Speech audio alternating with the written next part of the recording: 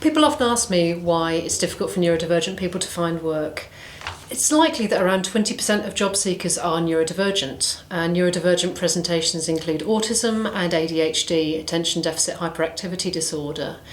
Being neurodivergent impacts on how you perceive the world and how you experience the world, and being neurodivergent means that you experience it differently from other people. These differences are typically in the areas of communication, social interaction, sensory differences, and differences in how neurodivergent people select and focus their attention and their concentration. For a neurodivergent person, their differences will present in the world of recruitment and employment, as well as every other sphere of life. And that means that neurodivergent people looking to find work present differently to 80% of the world who we would describe as neurotypical.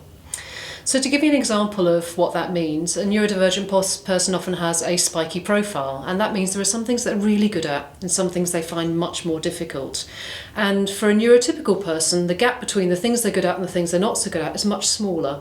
But for a neurodivergent person with that much more spiky profile, the gaps are much bigger.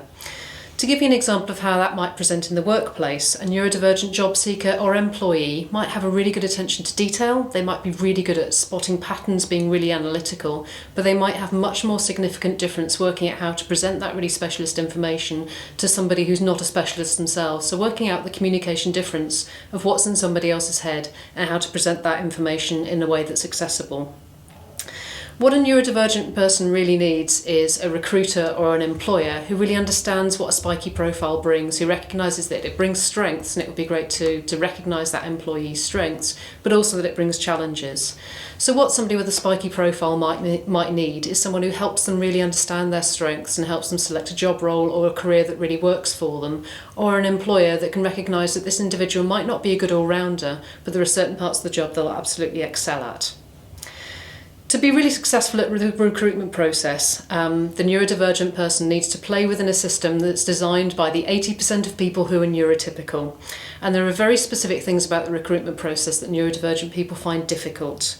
To give you a couple of examples of those things, one of those barriers that's sometimes unintended and unseen by an employer is around things like application forms. So a neurodivergent person, in order to successfully fill in an application form, needs to be really good at inferencing. They need to work out how to read between the lines and how to sell themselves to an employer.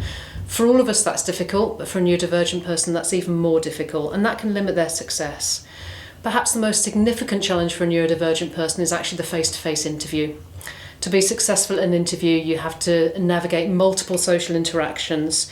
You have to process verbal information really quickly. You have to listen to what's being said, work out what your response is going to be, whilst keeping track of what you've said, selecting what you want to share and what you don't, and coming up with a verbal response that's acceptable to the interviewer.